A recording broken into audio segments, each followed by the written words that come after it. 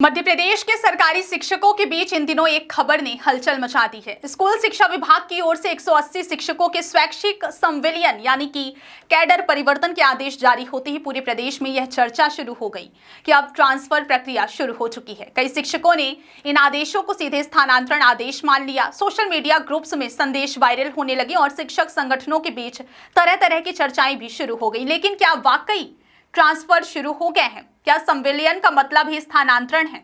और आखिर सरकार ने इस बार ट्रांसफर नीति में ऐसा क्या बदलाव किया है जिससे इतना भ्रम पैदा हो गया?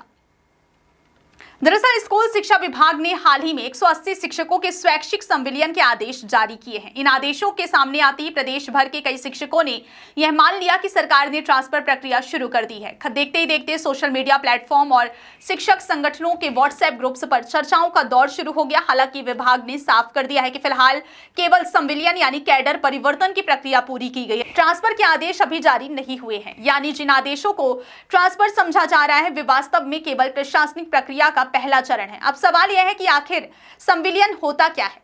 सरल भाषा में समझे तो स्वैच्छिक संविलियन वह प्रक्रिया है जिसमें शिक्षक स्वयं आवेदन देकर अपने कैडर में परिवर्तन की अनुमति मांगता है। यह केवल कैडर परिवर्तन होता है, इसे स्थानांतरण नहीं माना जाता। संविलियन के बाद भी शिक्षक की नई पदस्थापना के लिए अलग से आदेश जारी किए जाते हैं और वही वास्तविक ट्रांसफर आदेश कहलाते हैं। यानी संविलियन और स्थानांतरण दोनों अलग अलग प्रक्रियाएं हैं और दोनों के लिए अलग अलग प्रशासनिक आदेश जारी किए जाते हैं। इस बार स्कूल शिक्षा विभाग ने ट्रांसफर नीति में एक बड़ा बदलाव किया है। पहले सीधे स्कूल से स्कूल स्थानांतरण कर दिए जाते थे, लेकिन बाद में कई मामलों में वरिष्ठता, कैडर और प्रशासनिक अधिकारों को लेकर विवाद सामने आने लगे थे। कई शिक्षक दूसरे जिले या संभाग में ट्रांसफर होने के बाद वहां वरिष्ठता और अन्य सेवा लाभों का दावा करने लगते थे। ऐसे मामलों में विभाग को बार बार स्पष्टीकरण देना पड़ता था और कई विवाद लंबे समय तक चलते रहते थे। इन्हीं समस्याओं को खत्म करने के लिए इस बार विभाग ने नई व्यवस्था लागू की है, जिसमें पहले स्वैच्छिक संविलियन किया जाएगा और उसके बाद निर्धारित प्रक्रिया के अनुसार स्थानांतरण आदेश जारी होंगे। नई ट्रांसफर नीति में यह भी स्पष्ट कर दिया गया है कि शिक्षक का स्थानांतरण होगा। प्राथमिक शिक्षकों के ट्रांसफर जिला स्तर पर किए जाएंगे, जहां प्रभारी मंत्री की भूमिका भी रहेगी। माध्यमिक शिक्षकों के मामलों में प्रक्रिया संभाग स्तर पर पूरी होगी और संबंधित मंत्री के अनुमोदन के बाद आदेश जारी किए जाएंगे। वहीं व्याख्याता और उच्च माध्यमिक शिक्षक राज्य स्तरीय कैडर में ही बने रहेंगे।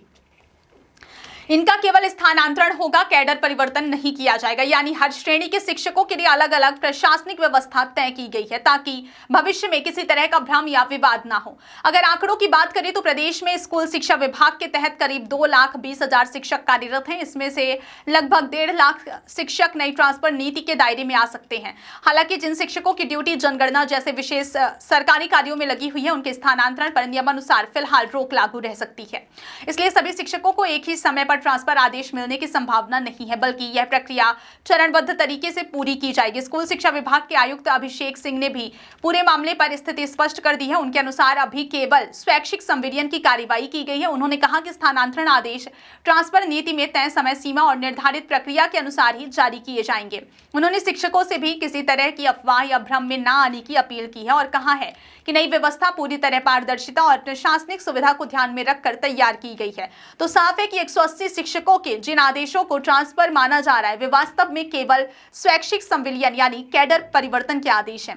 अभी ट्रांसफर प्रक्रिया शुरू नहीं हुई है और वास्तविक स्थानांतरण आदेश सरकार की निर्धारित नीति और समय सीमा के अनुसार अलग से जारी किए जाएंगे। नई व्यवस्था का उद्देश्य वर्षों से चले आ रहे वरिष्ठता विवाद, कैडर संबंधी दावों और प्रशासनिक जटिलताओं को खत्म करना है ताकि स्थानांतरण प्रक्रिया अधिक पारदर्शी, व्यवस्थित और विवाद मुक्त बन सके। ऐसे में शिक्षकों को सोशल मीडिया पर फैल रही अपुष्ट जानकारी से बचते हुए केवल विभाग की आधिकारिक सूचना पर ही भरोसा करना चाहिए।